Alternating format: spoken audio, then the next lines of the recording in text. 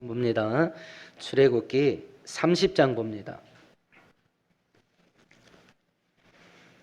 구약 성경 128페이지입니다.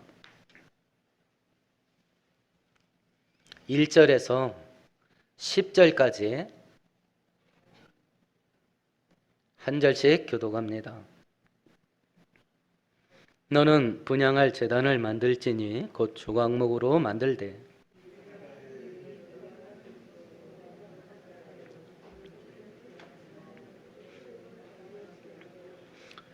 제단 상면과 전후좌우 면과 뿔을 순금으로 싸고 주위에 금테를 둘을 치며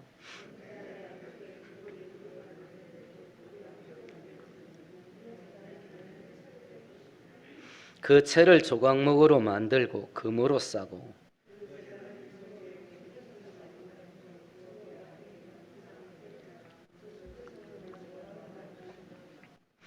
아론이 아침마다 그 위에 향기로운 향을 사르되 등불을 손질할 때에 살을 찌며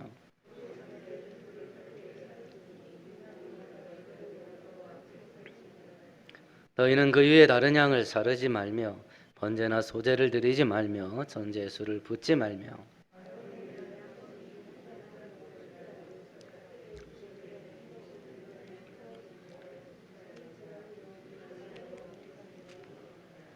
아멘, 아멘.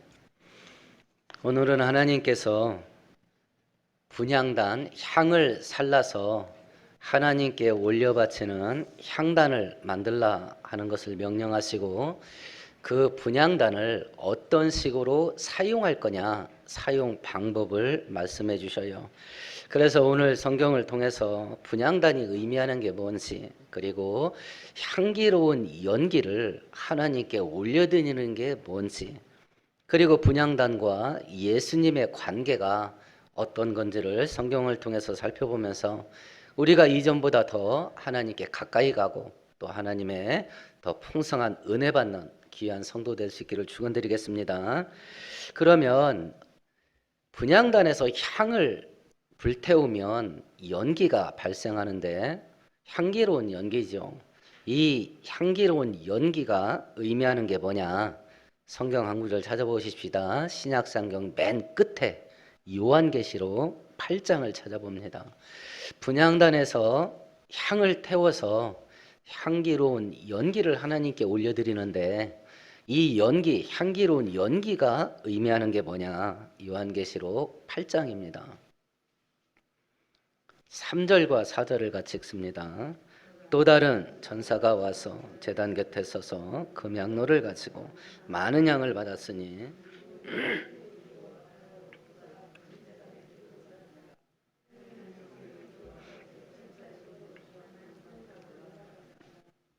향기로운 연기, 향단에서 불태우는 향기로운 연기가 의미하는 게 뭐냐면 성도의 기도랍니다.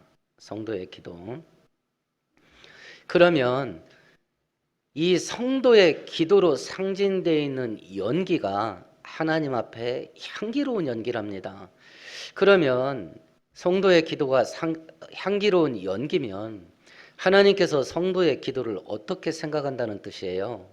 귀하게 여긴다는 뜻이겠지요. 존귀하게 여기는 겁니다.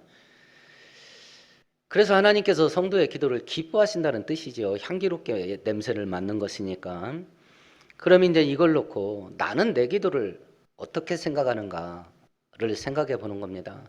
하나님은 성도의 기도를 존귀하게 여기시는데 나는 나의 기도를 내가 어떻게 생각하는가 하는 것을 한번 생각해 보는 거죠. 각자 자기가 하나님께 올려드리는 기도를 존귀한 그리고 귀중한 기도라 이렇게 생각하는지 아니면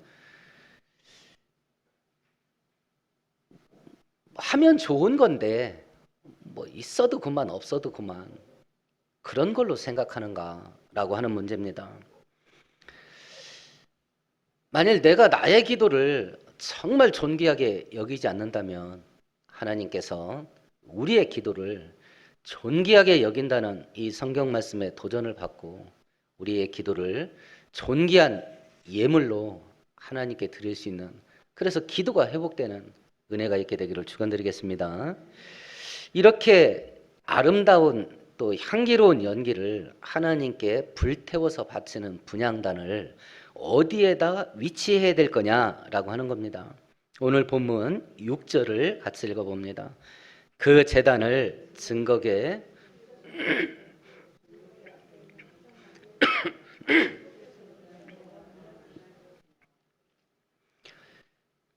증거계는 법궤입니다. 십계명 돌판을 보관하는 상자입니다.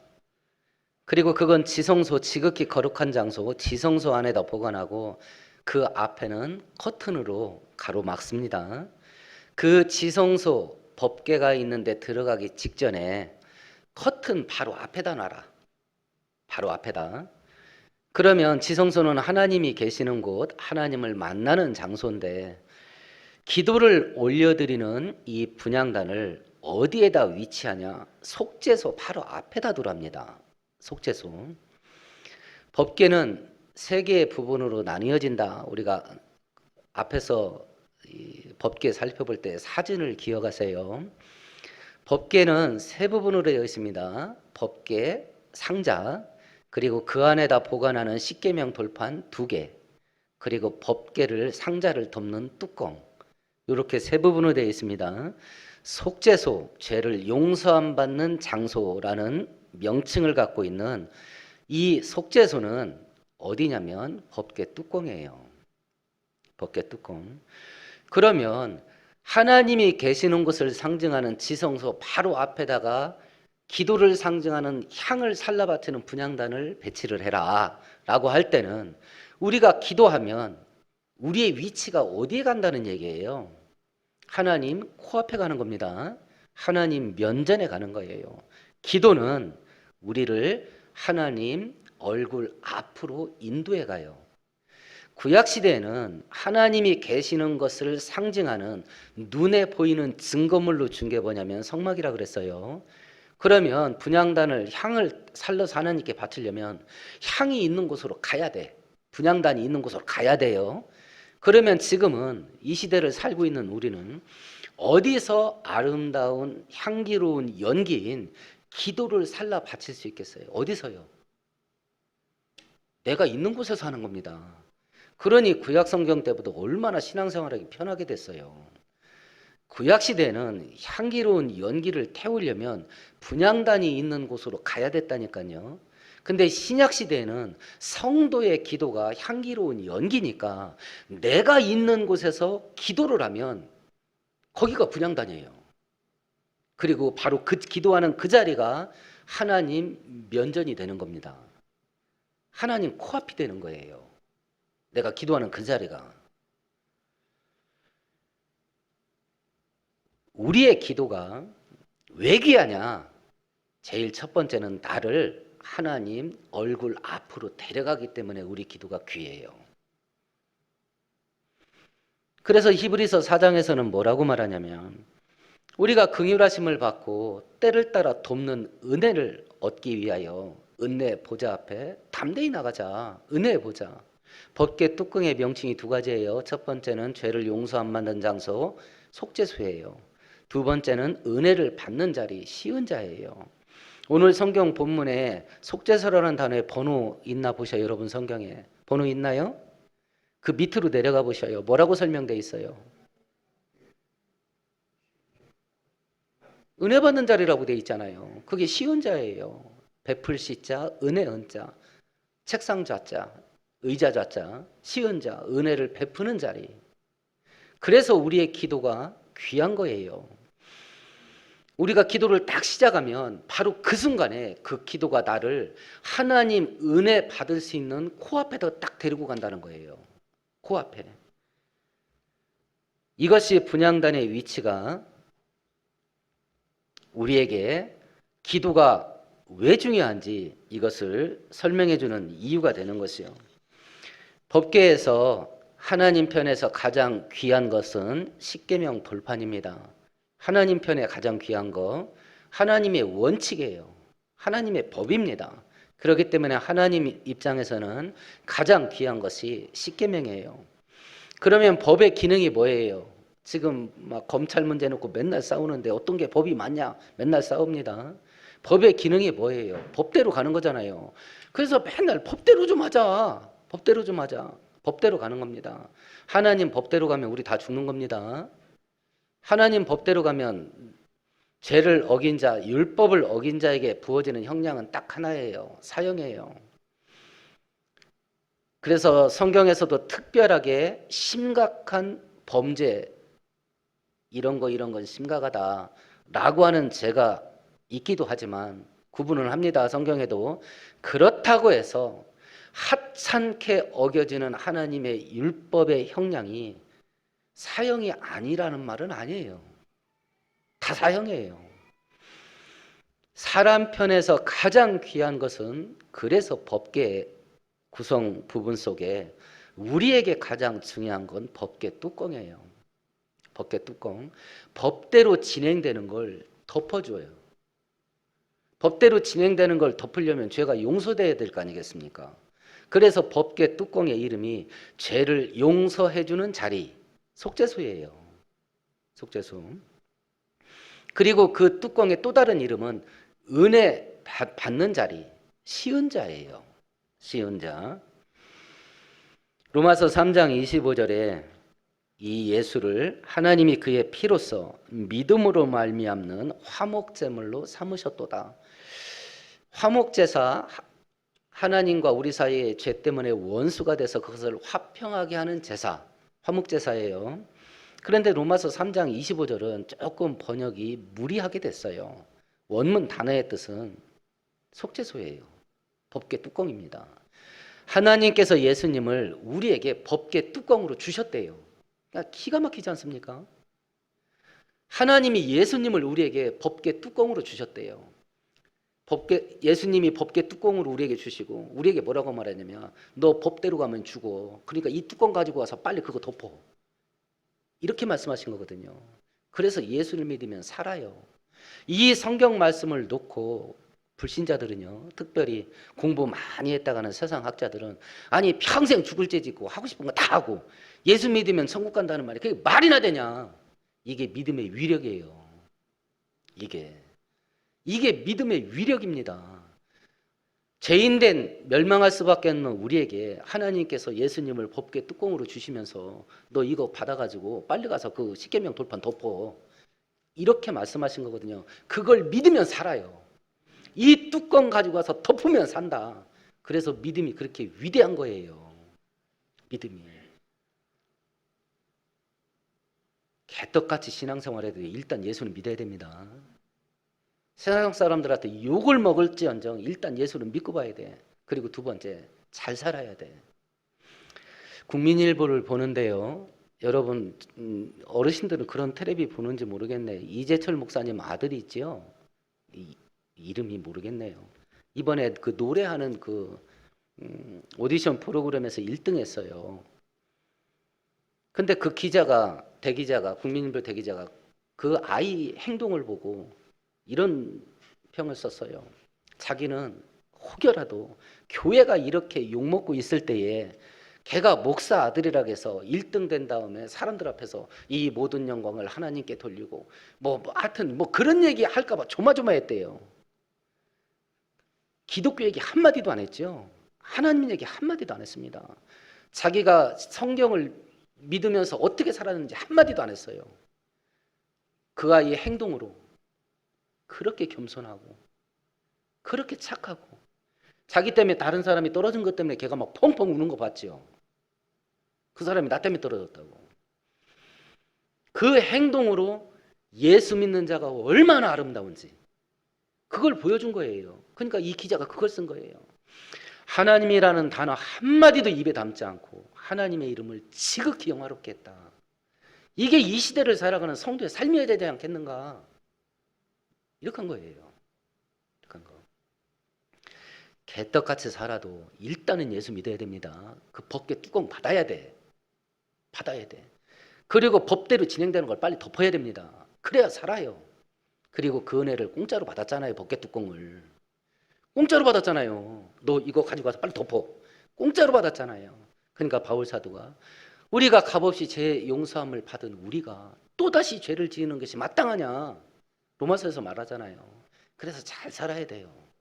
잘 살아야 됩니다. 이 원리를 서면서 로마서 8장에 바울 사도가 이런 말을 합니다. 자기 아들을 아끼지 아니하고 우리 모든 사람을 위하여 내어주시니까 어찌 그 아들과 함께 모든 것을 선물로 주시지 않겠느냐. 그 아들 예수도 아끼지 않고 우리한테 주셨는데 뭘 아끼겠냐. 하나님 아버지가 우리가 받을 은혜와 축복이 무궁무진하다.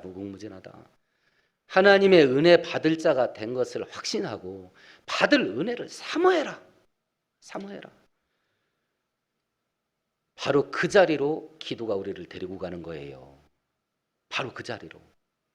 은혜 받는 쉬운 자, 은혜 베풀어 주시는 하나님 면전으로 우리를 데리고 가는 게 뭐냐? 그게 기도라는 거예요. 그게 기도.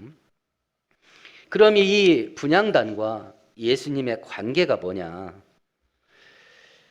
요한복음 1장 14절에 말씀이 육신이 되어 우리 가운데 거하심에 우리가 그의 영광을 보니 아버지의 독생자의 영광이요 은혜와 진리가 충만하더라. 예수님이 육신이 돼서 우리 가운데 거했대요. 거하다, 살다, 거주하다 이런 단어인데 한글말로는 거주하다, 우리와 함께 살다라는 단어로 번역을 했습니다만 원문의 뜻은 성막을 치다라는 단어예요. 구약시대에 우리가 지금 쭉 살펴보고 있는 이 성막과 그 안에 있는 모든 도구들, 그 안에서 진행되던 모든 제사 의식들, 이런 것들은 전부 예수님이 어떤 분인지, 예수님의 성품과 예수님이 어떤 일을 하는지, 예수님의 사역을 상징적으로 우리에게 교훈하는 거예요. 그런 분향단이 성도의 기도를 상징하는 향기로운 연기를 불태워서 하나님께 바치는 도구라고 한다면 이 분향단은 예수님을 상징하는 것이고, 그러면 이 시대 분향단 대신 예수님이 이 시대 하는 일이 뭐냐? 똑같습니다. 우리들의 기도를 하나님께 올려드리는 역할을 예수님이 하셔요. 그래서 요한복음 16장에 예수님께서 최후의 만찬 때에 14장부터 최후의 만찬이 시작됩니다. 그래서 최후의 만찬 때 어떤 일이 있었는지 가장 길게 기록한 것이 요한복음이에요. 16장에 이렇게 되어 있습니다. 이제 밤에 체포되시고 다음날 십자가형으로 돌아가시니까 지금까지는 너희가 내 이름으로 아무것도 구하지 아니하였으나 이제는 구해라. 그러면 너희가 받으리니 너희 기쁨이 충만하게 되리라. 이렇게 말씀을 하셔요. 앞으로 기도할 때 내 이름으로 기도해. 그러면 응답받게 될 거야. 기도 응답을 받는 경험과 체험을 하게 되면 니네들 진짜 신바람 날 거다. 기쁨이 충만하게 될 거다. 신앙생활은 왜 이렇게 재미없나? 여러 가지 이유가 있는데 그 중에 하나가 우리의 삶 가운데 기도 응답받는 재미가 없어요. 기도 응답받는 재미가 없다고. 예수님께서도 직접 말씀하시잖아요. 내 이름으로 기도하면 네가 응답을 받을 건데 니네가 기도 응답을 받으면 진짜 인생 재밌어지게 될 거다. 재밌을 수밖에 없지요. 얼마나 신기하겠어요. 여러 가지 신앙생활이 느슨해지고 의미가 없어지고 야 이거 뭐 다 다니나 안 다니나 뭐냐 이거 이런 상태로 빠지게 되는 여러 가지 이유가 있는데 그 중에 하나가 기도의 능력의 상실이에요. 기도 능력의 상실. 그래서 우리는 모든 기도의 내용을 다 이야기를 합니다. 하나님께 하나님 이렇고 그리고 이렇게 좀 해주세요. 기도가 다 끝났습니다. 기도가 다 끝난 다음에 왜 예수의 이름으로 기도합니다 하고 기도를 끝마치냐. 이 약속을 믿기 때문에 그래요. 이 약속을 믿기 때문에 예수님께서 친히 너희들이 내 이름으로 기도하면 하나님이 들으시고 응답을 해줄 것이고 그 응답을 받게 되면 너희 기쁨이 충만하게 되리라. 그 약속을 믿기 때문에요. 기도 다 마치고 예수님 이름으로 기도합니다 라고 기도를 마치는 이유는 하나님이 요한복음 16장에 약속하셨잖아요. 그래서 내가 지금 하나님께 이렇게 해달라고 간구한 모든 건 하나님의 약속 따라서 예수님 이름으로 한 거예요. 그러니까 무시하면 안 돼요. 약속대로 들어주셔야 돼요 하고 하나님이 인감도장 찍어서 올리는 거예요. 이게 그래서 이 분향단은 바로 성도들의 기도를 하나님께 올려드리는 예수님을 상징하는 겁니다. 예수님을. 그러면 이 분향단을 어떻게 사용할 거냐? 이 분향단을 어떻게 사용할 거냐?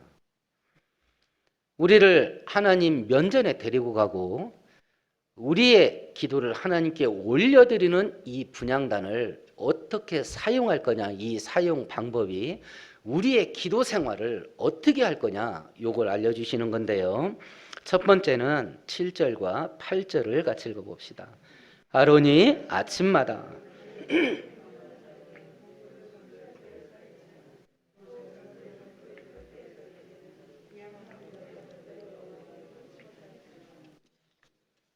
향을 언제 불살라요? 7절은 아침마다, 8절은 저녁 때마다. 하루에 2번 불살르네요. 아침과 저녁에. 그러면 이것이 상징하는 의미가 뭐예요? 아침부터 저녁까지. 하루 종일이지요. 하루 종일. 기도는 어떻게 하냐? 하루 종일이에요. 야, 그럼 직장도 다니지 말고 사업도 하지 말고 잠도 자지 말고 하루 종일 24시간 내에 기도만 하라 소리냐? 그런 의미는 아니고요. 여기서 아침에 한 번, 저녁에 한 번이라는 뜻은 기도가 끊어지지 않게 하라 라는 의미예요. 기도가 끊어지지 않게 하라. 기도가 끊어지지 않으려면 기도가 생활화되어야 되죠. 에베소서 6장에 모든 기도와 간구로 하되 무시로 성령 안에서 기도하고 이를 위해서 깨어 구하기를 항상 힘쓰라. 항상 기도해라. 24시간 내내 기도해라. 의미가 아닙니다. 데살로니가전서 5장에서는 쉬지 말고 기도해라. 아무것도 하지 말고 기도만 해라. 의미가 아닙니다. 기도가 끊어지지 않게 해라. 기도가 생활화되게 해라. 생활화되게 하라. 그래서 기도는 해도 되고 안 해도 되는 게 아닙니다. 기도는 하나님의 명령입니다. 기도에 관한 하나님의 명령은 딱 하나입니다. 기도하랍니다. 기도에 관한 하나님의 약속도 딱 하나입니다. 응답하겠답니다. 단순합니다. 기도는 단순해요. 기도에 대해서 하나님이 명령한 건 하나입니다. 기도하라예요. 기도에 대한 하나님의 약속도 딱 하나밖에 없습니다. 응답하겠다예요. 응답하겠다. 그러면 이렇게 기도를 습관화하고 기도가 멈춰지지 않게 살려면 어떻게 해야 되겠는가? 어떻게 해야 되는가? 기본적으로 2가지가 돼야 됩니다. 2가지가. 첫 번째는 정해진 기도의 장소가 있어야 됩니다. 이 돌아다니면서 아무 데나 할 수 있습니다. 근데 그렇게 기도 생활 해보셔서 알겠지만 이 기도의 중심이 안 잡혀. 기도가 아니라는 말이 아닙니다. 기도긴 기도인데 기도에 집중이 안 돼. 그리고 기도에 힘이 이 파워가 안 생겨요. 파워가. 그래서 정해진 기도의 시간, 2번째는 정해진 기도의 장소. 가장 좋은 건 교회입니다. 이 교회 건물이 신령하지는 않습니다. 신령한 건 우리예요. 그래서 성도예요. 성도. 거룩할 성자 성도입니다. 신령한 건 성도예요.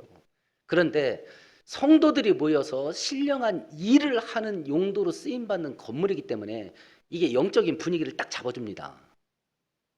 그래서 교회에서 하는 게 좋아요. 그런데 그게 현실적으로 안 되니까 나만의 정해진 장소, 나만의 정해진 시간을 갖는 겁니다. 직장 생활하는 분이면 점심 빨리 먹고 소화불량 시간이 워낙 촉박하다 그러면 물에 말아서 먹는 겁니다. 그냥 하루에 한 끼 정도. 그리고 그 직장 안에서 사람들이 가장 왕래가 적은 한적한 곳 찾아서 10분이나 20분이 가는 겁니다. 정해졌지요? 직장 내 한적한 곳 점심시간 때에. 그래야 이게 집중이 된다고. 이게 그래야 집중이 돼요. 이것도 저것도 안 된다. 차량으로 직장 출퇴근을 한다면 차 안에서 하는 거 좋습니다. 점심 빨리 먹고. 누가 건들 거요? 차 안에서 기도하는데. 그러니까 본인이 관심 있으면 찾아진다고. 그게 관심이 없으니까 안 되는 것이. 피했으면 좋은 시간대와 장소가 있습니다. 자기 전에 이불 속에서. 요건 피하세요. 자기 전에 이불 속에 들어가서 딱 덮어 하나님하고 돼가지고 아침에 벌떡 일어나고 예수님 이름으로 기도합니다. 그럼 또 철회했다고 위로받아. 또 이불 속에 들어가기 전에 이불 위에서는 좀 괜찮겠습니다. 어찌됐든지 정해진 장소, 정해진 시간 이 두 개를 확보해야 기도가 생활화되고 기도가 끊어지지 않게 이런 기도 생활을 할 수 있는 최소한의 분위기가 돼요. 이 두 개가 확보돼야. 그렇다고 하면 마귀는 우리가 이 두 개를 확보하게 할 것 같습니까? 안 할 것 같습니까? 할 턱이 없죠. 이거 두 개 확보하면 기도가 생활화되는데, 그러니까 마귀는 이 두 개를 확보하지 못하게 하겠죠. 가장 첫 번째 공격이 뭐겠어요? 이 생각 자체를 우리 머리에서 떠오르지 않게 하는 거예요. 이 생각 자체가 기도에 정해진 시간, 기도에 정해진 장소를 확보해야 기도를 생활화하는 기도 생활을 할 수 있다. 이 생각 자체가 머리에서 떠오르지를 않게 하는 거예요. 그러니까 기도에 관한 한 아무 생각 없게 만드는 겁니다. 기도에 관한 한 아무 생각 없게 만드는 거예요. 그러니까 귀신이 나를 공격한다. 그러면 뭐 전설의 고향같이 뭐 이게 뭐 들고 뭐 천육이다 왜 하고 이렇게 해서 우리를 놀래키고 우리를 움직이게 하냐. 이런 거 없습니다. 성경학자들이 연구할 때 귀신이 직접적으로 전설의 고향같이 직접적으로 자기의 본 모습을 보이면서 사람들을 올가매는 거, 문화화되지 않는 원시민족들, 그런 지역에서는 많이 나타납니다. 많이 나타납니다. 그런데 산업화가 된 기술사회에서는 그런 식으로 마귀가 역사하지 않습니다. 사상, 문화, 철학, 교육 이런 걸로 하나님을 완전히 닫아버리는 거예요. 이런 걸로. 생각 자체 떠오르지를 않게 해요. 그러니까 이런 기도를 생활화해야 된다. 그래서 정해진 시간과 정해진 장소를 확보해야 된다. 이런 생각 자체가 떠오르지 않은 것 자체가 내가 마귀에게 속아 넘어갔고 공격당해서 적어도 기도 싸움에 관한 한 패배한 거예요. 패배한 겁니다. 기도가 뭐예요? 우리를 하나님 은혜 받는 면전으로 데리고 가는 거잖아요. 그 좋은 걸 안 하고 사니까, 해야 된 때는 생각도 안 하고 사니까 얼마나 심각한 패배를 겪은 거고 얼마나 심각하고 치명적인 은혜 박탈이 있었는가, 이걸 우리가 생각해 봐야 되죠. 첫 번째는 아침과 저녁에 향을 살라야 됩니다. 두 번째 사용 방법입니다. 9절입니다. 같이 읽어봅니다. 너희는 그 위에 다른 향을 살르지 말라. 다른 향을 살르지 말래요. 그러면 진짜 향이 뭐냐? 30장 34절과 35절에 보면 분향단에서 살라 태우는 향을 만드는 방법이 나오지요. 어떤 향을 동등 비율로 해서 섞어서 만들어라. 그런데 그걸 개인이 그 향기를 맡으려고 만들면 38절에 이스라엘 백성 가운데 끊어버려라. 이건 사형시키라는 이야기가 아니라 추방시켜서 이방인으로 만들으라는 이야기예요. 이건 사회적인 사형 선고입니다. 이슬람 국가에서 그 종교에서 추방됐다. 그러면 이슬람 율법으로 언제 어디 가서 죽을지 몰라요. 이방인 취급되는 겁니다. 우리들은 묘한 재성이 있어요. 그래서 과거의 역사를 보면 왕만 사용하는 물건들이나 예법이 있어요. 국악 중에 대치타라고 하는 음악이 있습니다. 이건 어전에서만 연주되는 거예요. 임금님만 듣는 음악이에요. 근데 너무 듣고 싶어. 그래서 자기네 집에서 살짝 틀었어. 이거 역적입니다. 사형이에요. 골룡포 임금이 입는 옷이 있죠. 색깔이 뭐예요? 중국은 황색이고 한국은 주황색이 주황색. 요런 색 비슷한 거죠. 요런 색은 왕의 색깔이에요. 우리나라가 왜 텔레비전 보면 가끔 노란색 황금 옷 입고 나온 임금들이 있습니다. 그런 거 없습니다. 우리나라는 사대주의였기 때문에 노란색은 중국 천자의 색깔이에요. 중국 천자만 노란색 왕의 옷을 입을 수 있습니다. 금색. 그 외 나머지 주변 국가들은요 전부 그 색 못 입어요. 동물도 중국은 왕의 상징이 용입니다. 다른 주변 국가는 그 용을 왕의 문양으로 쓸 수가 없어요. 그래서 우리나라는 뭘 써요? 봉황을 씁니다. 봉황을 써요. 하나님 앞에서만 태우는 향이야. 이거 우리 집에서 딱 태우고 싶어. 만들어도 사형입니다. 사형이에요. 이상한 향을 태우지 마라. 그러면 이걸 향이 기도니까 이걸 제대로 말하면 뭔 말이겠어요? 이상한 기도하지 말라는 얘기죠. 기도에 이상한 기도가 있는 모양이에요. 그럼 우리가 분별을 해야죠. 야, 이거 자칫하면 죽을 수 있는 이상한 기도가 뭐냐 이게. 아론 대제사장 아론의 두 아들 홈니와 비느하스가 이 향단에다가 향사르다가 그 향단에서 불이 나와가지고 2명이 현장에서 즉사한 사건이 있었어요.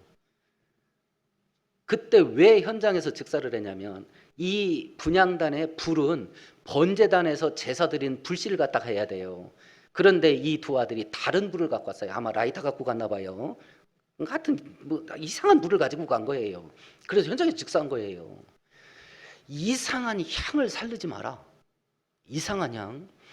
그러면 하나님 앞에서 우리가 기도하는데 이상한 기도, 굉장히 위험한 기도예요. 이상한 기도는 이상한 기도를 하지 마라 라는 뜻인데, 그러면 이상한 기도가 뭐냐 이게.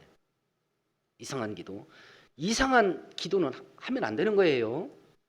그럼 이걸 분별을 해야 되는데, 이상한 향을, 이상한 기도를 분별해 준 힌트가 야고보서에 2군데 나옵니다.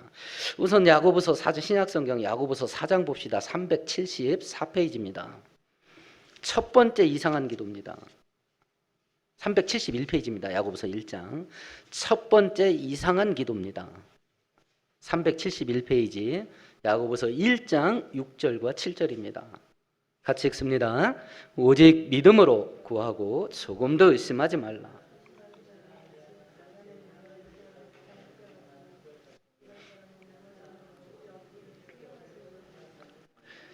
하나님이 받을 수 없는 연기, 하나님이 받을 수 없는 이상한 기도. 첫 번째가 뭐예요? 의심하며 하는 기도. 의심하면서 하는 기도. 이상한 기도예요. 이상한 기도입니다. 왜 의심을 하는가? 안 믿어지니까 그러지. 그럼 왜 안 믿어지는가? 의심해서 그러지. 이러면 밑도 끝도 없어져요. 이러면. 그럼 기도할 때 뭘 믿고 기도해야 되냐? 이 의심하는 기도를 왜 하는가? 첫 번째는 하나님의 능력에 대한 의심이에요. 하나님의 능력에 대한 의심. 가장 대표적인 의심이 2가지예요. 두 번째는 뭐냐면 하나님 사랑에 대한 의심이에요. 하나님 사랑에 대한 의심. 이제 단계로 밟아보십시다. 우리 한국 성도들한테 하나님이 전능하시다는 걸 믿습니까? 하면 한국 성도들이 대답을 몇 프로나 예라고 대답했겠어요? 여러분한테 각자 본인이 대답해 보셔요. 하나님은 전능하셔서 불가능한 게 없어. 이걸 내가 믿고 있냐 안 믿고 있냐. 한국 성도들이 90% 믿는다고 대답했어요. 그걸 믿는다고 대답한 성도들한테 2번째 질문을 던졌습니다. 본인도 스스로 대답해 보셔요. 그러면 그 전능하신 하나님, 못할 것이 하나도 없는 하나님이 그 능력을 사용해서 지금 당신 찾아와서 당신 문제 해결해 줄 걸 믿냐라고 물어봤어요.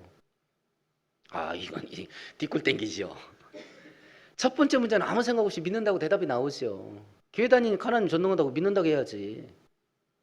그리고 믿는다고 한 것 같아요. 그런데 2번째는 그 능력으로 하나님이 너를 도와줄 것 같냐? 라고 물어보니까 그다음부터는 혀가 꼬여. 몇 명이 믿는다고 2번째 질문에 대답했냐면 30% 대답했어요. 그러면 2번째 전능하신 하나님이 너를 찾아와서 오늘 네가 겪고 있는 네 문제를 해결해 줄 것 같으냐? 이건 하나님이 나를 사랑한다는 확신이 있어야 되거든요. 그렇잖아요. 하나님이 나를 사랑하기 때문에 나한테 그 은혜 줄 거다. 이게 믿어지는 것인데 지금 각자 자기의 모습은 어떤 모습인지 살펴보셔요. 이 기도 가운데 믿음의 확신을 갖고 기도를 해야 되는데 이걸 못하게 하는 의심이 2가지예요. 첫 번째, 하나님은 전능하시다. 이게 안 믿어지는 거야. 이 문제는 이거 하나님도 못할 것 같다. 이거 하나님이 도와줘도 안 될 것 같다. 하나님의 전능하신 능력을 못 믿는 것이고, 2번째는 이건 믿어지는데 내가 살아온 게 워낙 개떡 같아가지고 나같이 산 사람한테 하나님이 그런 은혜를 줄지 내 그게 자신을 할 수가 없다. 내가 하나님의 사랑과 긍휼 요거에 대한 의심 이 두 개가 확보되어야 기도할 때 의심의 함정에 안 빠질 수 있거든요. 근데 의심하면서 만약에 기도를 했다 그러면 하나님이 받을 수 없는 이상한 기도가 되는 거예요. 이상한 기도. 하나님은 전능하셔서 불가능한 거 없습니다. 내가 간과하는 어떤 거라도 해줄 수 있는 능력이 있어요. 두 번째, 하나님은 당신의 아들 예수를 죽음에 던지고 나를 살릴 정도로 우리를 사랑하셔요. 이 믿음의 확신을 회복하는 은혜가 있기를 축원드리겠습니다. 두 번째, 이상한 기도입니다. 야고보서 4장으로 넘어가 보십시다. 374페이지입니다. 2절과 3절 같이 읽어봅니다. 너희는 욕심을 내어도 얻지 못하며 살인하며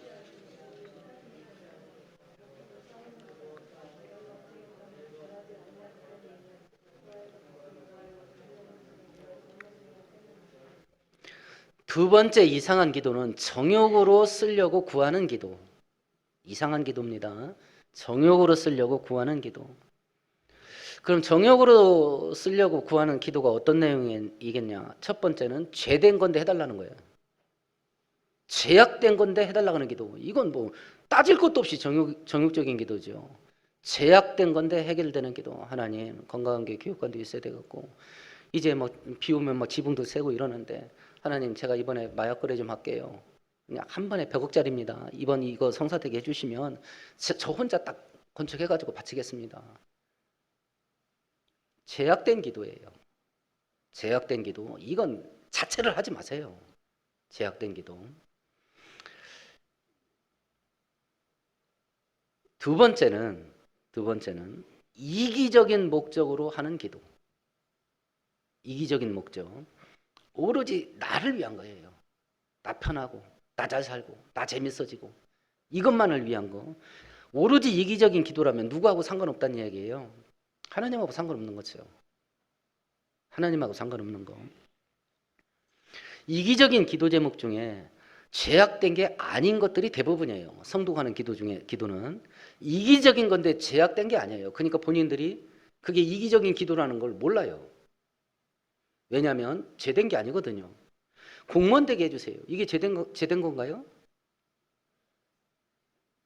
그러니까 이 공무원 되게 해주세요라는 이 기도 자체만으로는 이게 하나님이 기뻐하는 영적인 기도인지 하나님이 싫어하는 정욕적인 기도인지 이 기도만 가지고는 분별이 안 돼요.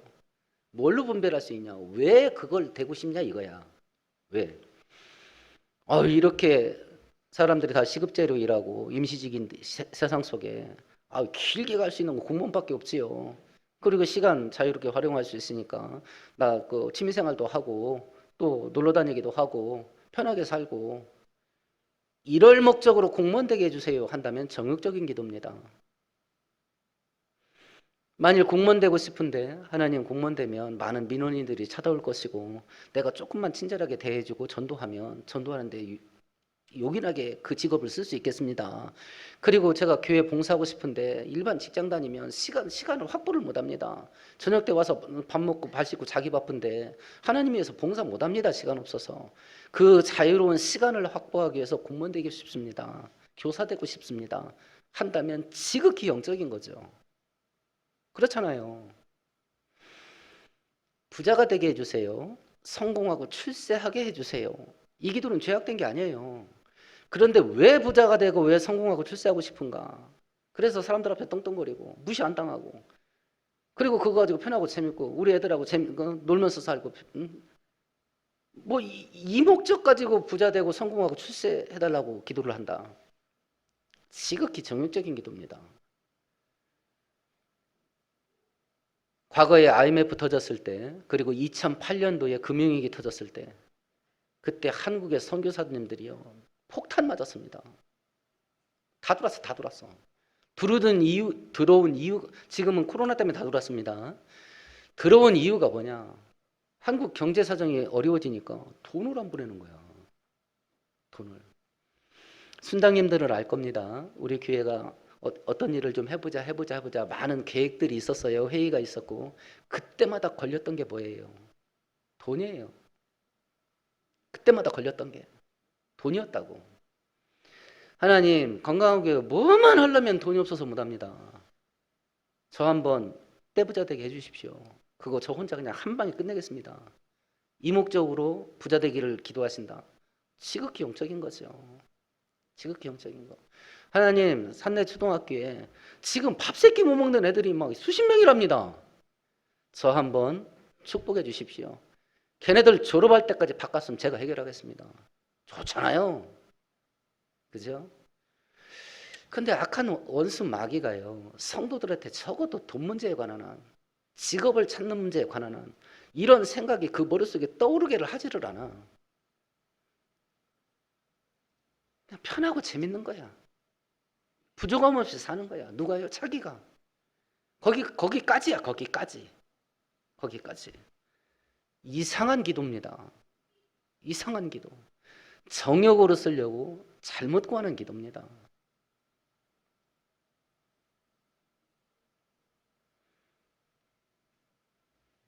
말씀을 정리해 보십시다.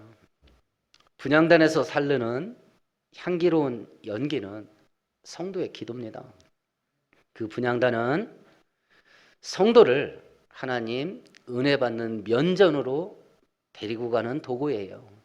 이 시대 분향단은 예수님입니다. 그래서 예수님이 하시는 일 중에 하나가 우리의 기도를 하나님께 올려드리는 사역을 하셔요. 근데 하나님이 받을 수 없는 이상한 연기가 있습니다. 하나님이 받을 수 없는 이상한 기도가 있습니다. 첫 번째는 의심하면서 하는 기도입니다. 두 번째는 정욕으로 쓰려고 잘못 구하는 기도입니다. 온전한 기도가 된다면 하나님이 그 기도를 향기로운 연기로 받으시고 닫혀진 하늘문을 여시고 은혜를 베풀어요. 그래서 분향단은 우리를 은혜 받는 자리, 쉬운 자, 그 자리로 데리고 가는 거거든요. 올 1년 동안 험악한 일 많이 만날 겁니다. 지금 겪고 있는 분도 있겠고. 그러나 우리의 기도가 우리 인생을 올가매는 그 악한 사슬을 끊을 수 있는 도구가 된다면 기도하라! 라고 하는 하나님의 명령이 우리가 감당하기 싫은 귀찮은 종교적인 의무겠습니까? 아니면 우리에게 하나님의 복을 주시기 위한 특별히 나에게 주신 하나님의 선물이요 특권이겠습니까? 기도는 종교적인 의무가 아닙니다. 기도는 특권이에요.